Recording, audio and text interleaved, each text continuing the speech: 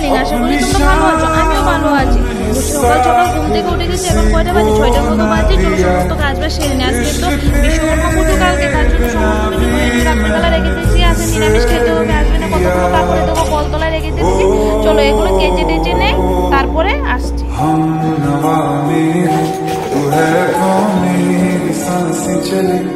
আমার বাড়িতে এরকম ছিলাম, কোনোদিন নিজের জামা কাটা ছান করে ধুতে পারতাম না, একবেলা জল নিয়ে খেতে পারতাম না। এখানে দেখো সমস্ত সকাল থেকে উঠে বাসন মাজা, বাসি কাজ, সকালে 5টায় উঠে রাত্রে 12টায় ঘুমাই, তারপরও সবাই বলে আর কি কাজ করো তুমি? হাজবেন্ডও অফিস ঘরে অফিস থেকে এসে বলে কি কাজ করো, ঘরে তো শুধু শুয়ে থাকো পাকার নিচে, আর কি করো? যেমন ঘুম থেকে উঠলে আমাকে খাবার হাতে দিয়ে দেয়, কি আর করবো। চলো আমার কপাল যেটা, কাপড়টা ধুয়ে টুয়ে নিয়ে হাজবেন্ডের কাপড় ধুয়ে ছাদে নিয়ে যাবো। ছাদে ভিডিওটাতে করবো, ভিডিওটাও কেউ ধরবার মতো মোবাইলটা কেউ নেই।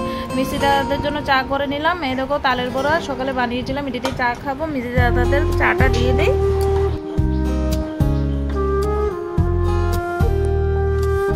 এই দেখো কতগুলো বাসন করবো, বাসনগুলো ধুয়ে নিলাম। ছেলে